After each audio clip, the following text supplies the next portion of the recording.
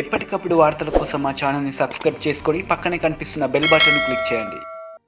Corona వ్యాధి ప్రభావంతో దుబ్బాక గ్రామంలో మరణ మృదంగం వినిపిస్తుంది. 2 రోజుల్లో 6 చనిపోవడంతో భయం గుప్పట్లో ప్రజలు వణికిపోతున్నారు. దర్పల్లి మండలంలోని దుబాక గ్రామంలో కరోనా కేసులు వేగంగా పెరుగుతున్నాయి. ఈ వ్యాధి బారిన పడ్డవారు కొందరు మందులు తీసుకుని హోమ్ క్వారంటైన్లో ఉంటున్నారు.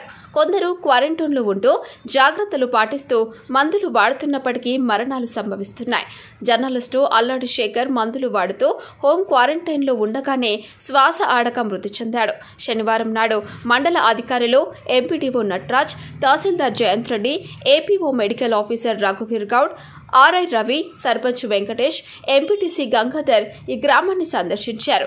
దళితవాడలో కేసులు అధికమవ్వడంతో ఆ ప్రాంతాన్ని మైక్రో కంటోన్మెంట్ జోన్గా ప్రకటించారు. నిరంతరం ఈ ప్రాంతంపై దృష్టి పెడుతూ అన్ని చర్యలు తీసుకుంటామని అధికారులు తెలిపారు. ప్రజలు ఎలాంటి ఆందోళనకు గురి కావద్దని తహసీల్దార్ జయంత్ రెడ్డి అన్నారు. అధికార యంత్రాంగం ఈ ప్రాంతంపై అన్ని చర్యలు తీసుకుంటుందని వెల్లడించారు. ప్రజలు కరోనా నిబంధనలు పాటించాలని సూచించారు.